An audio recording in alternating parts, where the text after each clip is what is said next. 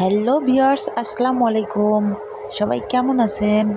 আজকে আমি আপনাদেরকে ছিমের বিচি দিয়ে মাংস রান্নার রেসিপিটি শেয়ার করব। তাহলে চলুন শুরু করা যাক আজকের রেসিপিটি। আমি এখানে একটা কড়াই নিয়ে নিয়েছি, এর মধ্যে দিয়ে দিচ্ছি সয়াবিন তেল। এখন দিয়ে দিচ্ছি আস্ত জিরা। এখন দিয়ে দিচ্ছি পেঁয়াজ কুচি, কাঁচামরিচ কুচি দিয়ে একটু ভেজে নেব।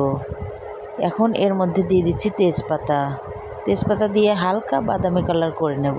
এখন দিয়ে দিচ্ছি ছিমের বিচি, হলুদের গুঁড়া, মরিচের গুঁড়া, লবণ পরিমাণ মতো দিয়ে আমি একটু কষিয়ে নিচ্ছি। এখন দিয়ে দিচ্ছি জিরা বাটা, আদা বাটা, রসুন বাটা, এগুলো দিয়ে এখন ভালোভাবে আরেকটু কষিয়ে নিচ্ছি। এর মধ্যে দিয়ে দিচ্ছি পরিমাণ মতো একটু পানি। তো পানি দিয়ে এভাবে কষিয়ে নেব। এখন ঢাকনা দিয়ে ঢেকে দেব 5 মিনিটের জন্য। 5 মিনিট পরে আমরা এর মধ্যে দিয়ে দিচ্ছি আলু কেটে রাখা, মাংসের পিসগুলা। তো আলু আপনারা ইচ্ছা করলে নাও দিতে পারেন। এখন আলু আর মাংস ভালোভাবে সিদ্ধ হওয়ার জন্য আর একটু পানি দিয়ে আমরা কষিয়ে নিচ্ছি।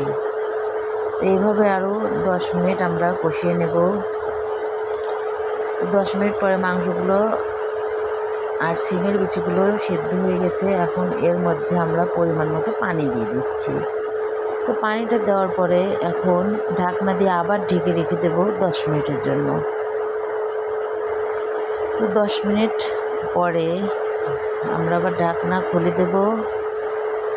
এখন এর মধ্যে দিয়ে দেব জিরার গুঁড়া, এলাচ, এগুলো দিয়ে আমরা আর একটু শুকিয়ে নিয়ে এই যে আমাদের রান্না কমপ্লিট। তো অবশ্যই আপনারা বাড়িতে একবার চেষ্টা করে দেখবেন, অবশ্যই আপনাদের অনেক ভালো লাগবে। আল্লাহ হাফেজ।